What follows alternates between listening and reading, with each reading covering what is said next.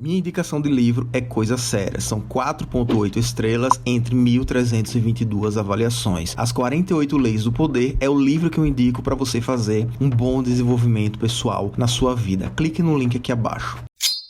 Ele faz a gente poder tomar bomba e ficar saudável. Que Não, era até impossível, então um né? dilema, né? Não tinha bomba saudável. Sim, não tinha... É porque as pessoas nem queriam fazer o exame para nem ver. Na verdade, tinha a bomba saudável. É que não tinha acompanhamento, não tinha uma... Isso, exatamente. E aí, como ele começou a falar muito, começou a aparecer muito caso para eu tentar ajudar, né? E na época, meu foco era, eu queria ser professor universitário. Tava fazendo mestrado, depois doutorado e ficar dentro da pesquisa. E daí começou a ocupar mais meu tempo a ajudar as pessoas do que o que eu tava fazendo. Uhum. Aí eu falei, vou começar a cobrar, Claro. né? E aí eu entrei nessa. Cara, você foi- acha que faltou algo assim na universidade, assim? Porque você teve que buscar tanto conhecimento fora. Eu acho que falta em todas. A grade, não querendo destratar professores, mas a maioria dos professores que está dentro da universidade, depois de algum tempo que ele está dando aula, ele desconhece o mundo, a profissão, porque a profissão ela evolui, né?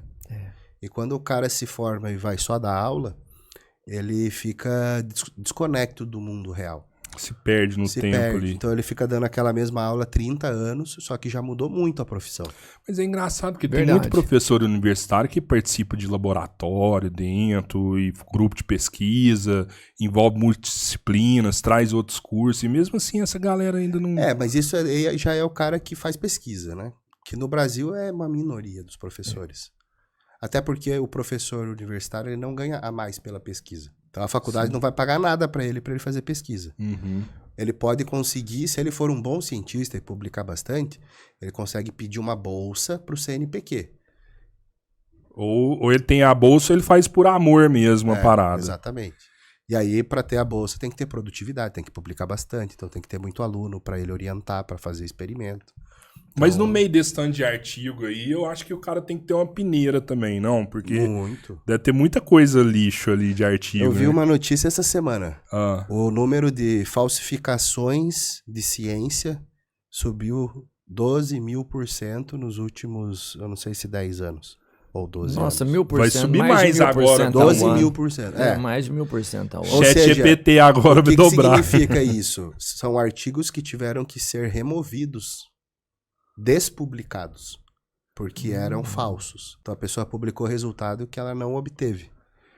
Então, isso que é um artigo falso. Uhum. Então, a revista teve que revisar e dizer assim, não, isso aqui é mentira, e tira da revista. Porque não é um problema o cara publicar um artigo com um resultado negativo, né? Por mais que ele não tenha sucesso, mas ele mostra ali, ó, esse não é o caminho. Isso. Isso é bom, né? Não é bom igual você mostrar, ó, que eu achei o caminho certo, né? Que é maravilhoso. Sim. Mas é eficiente também o cara publicar Não algo siga que... por esse caminho, né? Mas o cara colocar um artigo fake, Ai. ele chega a atrapalhar outros que Muito. poderia estar estudando aquilo ali e larga. Mas a ciência é muito disso. Por isso que tem a parte da metodologia do artigo, né? Material e métodos. Porque qualquer pessoa tem que ser capaz de reproduzir o que você fez. Então, se eu seguir a receitinha de bolo que você colocou no artigo, eu tenho que chegar no mesmo resultado que você. Uhum. Então, se eu encontro inconsistência, aí eu já começo a desconfiar. Falo, cara, não deu certo isso aqui que você escreveu. Você já refutou alguns artigos já? Não, eu saí cedo da ciência, né? Aham. Então, eu já estava, meu último ano de doutorado ali, eu já estava até pensando em nem defender, assim, porque eu já estava trabalhando muito com atleta. E aí foi uma lição muito boa que meu pai me deu. Qual? Que ele falou assim, mesmo que você não vá seguir na ciência, porque a minha pesquisa era em nanotecnologia, não era em fisiculturismo, né? É outra área. E aí, mesmo que você não vá seguir nisso, você não pode criar o hábito de desistir. Porque se você desistir do doutorado, você vai começar a desistir de tudo na tua vida. E você concluiu, terminou. doutor? Aí eu falei, vou ter que defender. Mas nanotecnologia dá pra associar com a... Muito do conceito teórico, né, eu uso. Uhum. Então, eu tenho uma mente muito expandida pelo que eu estudei. Mas na prática, não é exatamente isso que eu faço. Sim. Né?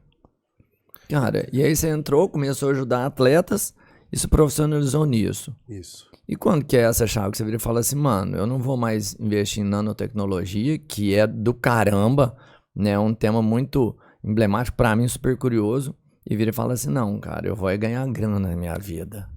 O que eu vi é o seguinte, eu estava num laboratório de físico-química e a minha pesquisa era uma físico-química bem teórica. Então, assim, só para citar o tipo de coisa que eu fazia, eu ficava calculando entropia de ligação de polímero, bem físico-química mesmo, sabe? Quantas moléculas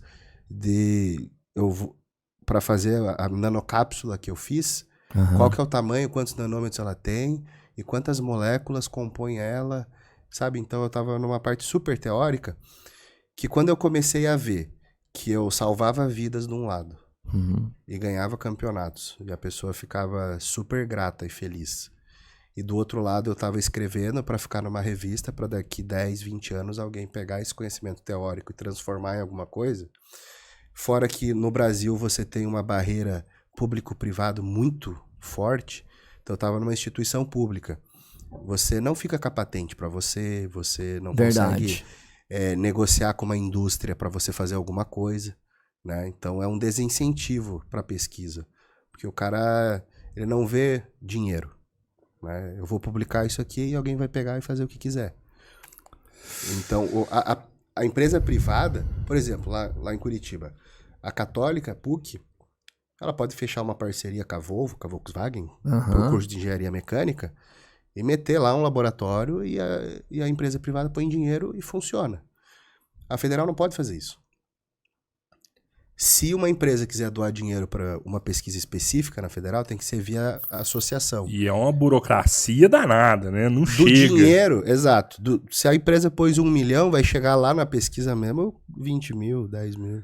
Cara, eu vi vai sendo comido o dinheiro no meio do caminho, sabe? Vi uma empresa querendo entregar uma máquina para fazer a análise de retícula para a UFO, assim, que era uma máquina bilionária.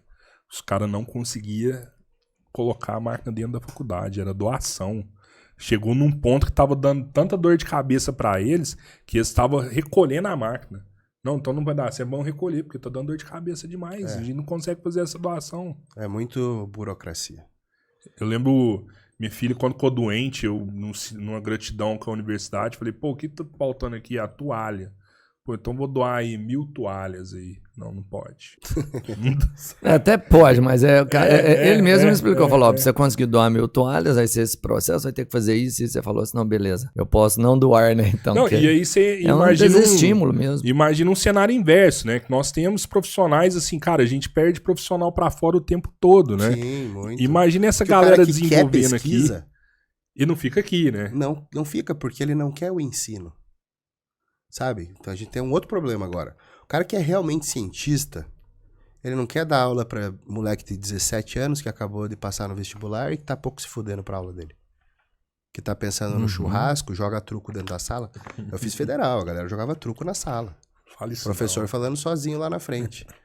Né? Depois também 70% da turma rodava na matéria e foda-se, não tem pra quem reclamar. O cara pode reprovar todo mundo, não tem... Ninguém manda no professor. Né? Sim. Então é uma estrutura complicada, assim. Eu gosto porque a federal ela não é paternalista. Então você tem que se virar muito. Então pra mim isso foi bom porque eu evoluí pra me virar. Mas também poderia ter um ensino muito melhor. Com certeza. A parte pedagógica, assim, não tem critério, basicamente. Você era da turma que jogava truco lá no fundo? Eu era. Aí, então, daí em vez de chamar pro truco agora. E aí você batendo na mesa agora, truco, pá, quebra a mesa. O Robertinho não jogava truco no fundo. Ele matava a aula pra jogar truco, falsificava o boletim e entregava falsificado pra mãe dele. Tipo isso. Eu tive um professor que me intimou pra porrada uma vez. Sério? Ele falou, você não me respeita, vamos resolver isso aqui lá fora. Eu falei, não, professor, calma. Espera eu fazer musculação primeiro.